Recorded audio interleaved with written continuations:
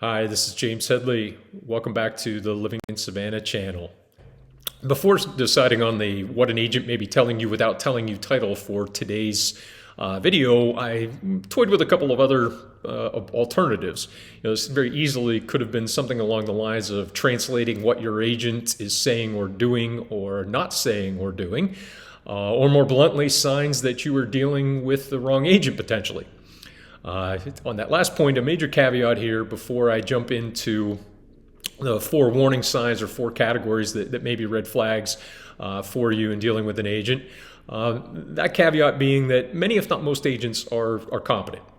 So this is not a shotgun firing squad screed by me today. This is really just about the bad apples out there that can ruin that barrel, along with the perfectly fine apples that may just not be good fits for particular clients.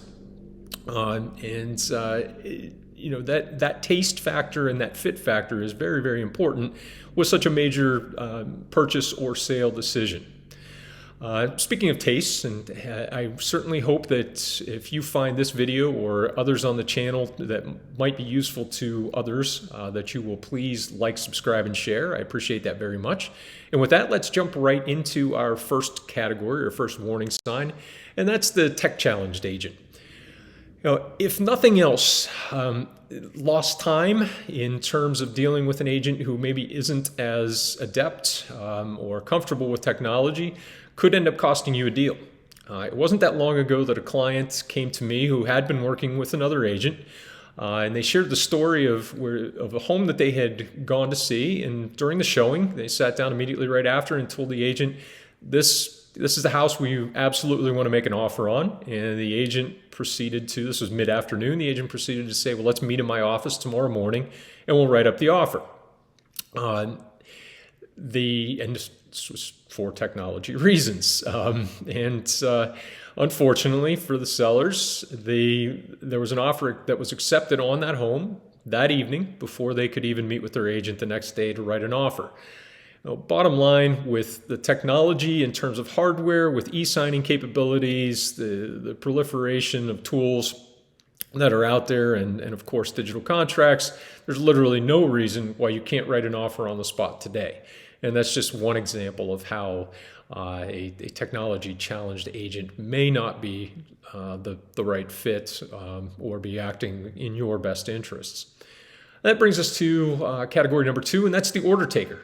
This one's actually probably the easiest to spot and to avoid because you can be on alert before you ever even have your first interaction with this agent. How so, you might ask? And the answer is, well, how did you actually connect with the agent? Did you walk into a broker's office and they happened to be there doing floor duty that day?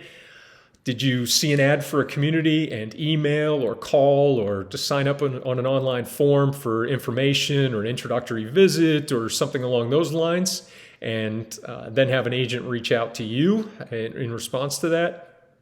Again, you might find a perfectly competent agent via one of these channels and someone that meets your needs, but I'd actually put better odds on an agent that you find as a result of more proactive efforts by that agent.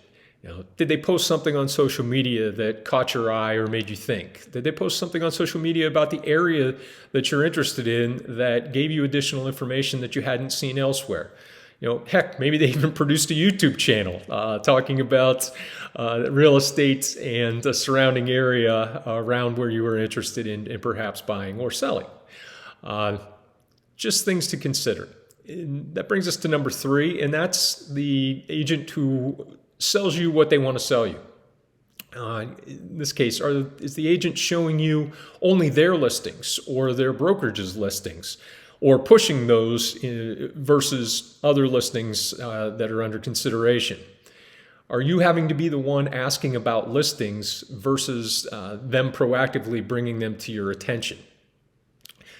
Who knows why they might not necessarily be presenting you with the full spectrum of viable options for you, but there's a decent chance that the compensation they receive for one property versus another may be tilting the scales a bit, unfortunately.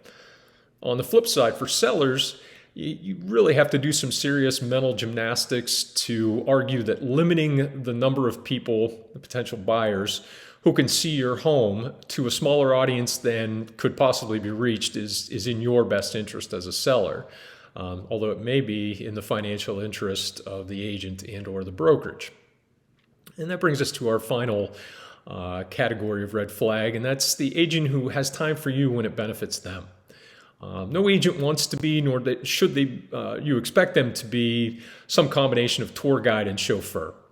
As I shared in my Don't Be This Client video here on the channel, it's really in everyone's best interest if you're honest and direct with a prospective agent and with yourself about where you are in the buying or selling process. If you aren't ready to buy or sell in the next 3 months, let's say, and you feel that an agent is brushing you off, consider moving on. I would hope no agent would explicitly say, come back when you're ready to buy or sell, but you'll be able to sense how invested that agent is in your real estate journey. Do they take the time to understand your wish list and your goals for when the time is right? Do they share listings or comps now to help you prepare and educate yourself on the market so that you'll be in the best possible position as a prepared buyer or seller when the time is right for you? Do they take more than a day to get back to you if you reach out with a question or a comment? These are just some of the things to be on the alert for and take under consideration when you think about who you're going to work with on such a large transaction in your life. So I hope that these categories will be helpful to you. They certainly aren't mutually exclusive. So if you are getting the sense that your agent might fit in more than one of them, be even more cautious. I hope that the warning signs will help you or someone you know to avoid a bad situation or even simply a less than ideal situation or less than optimal situation for you in the future with such a large transaction. And of course, if I can assist you or someone you know, please do reach out anytime. Be happy to work with you or just answer questions and help you to get a sense if I'm the right agent for you.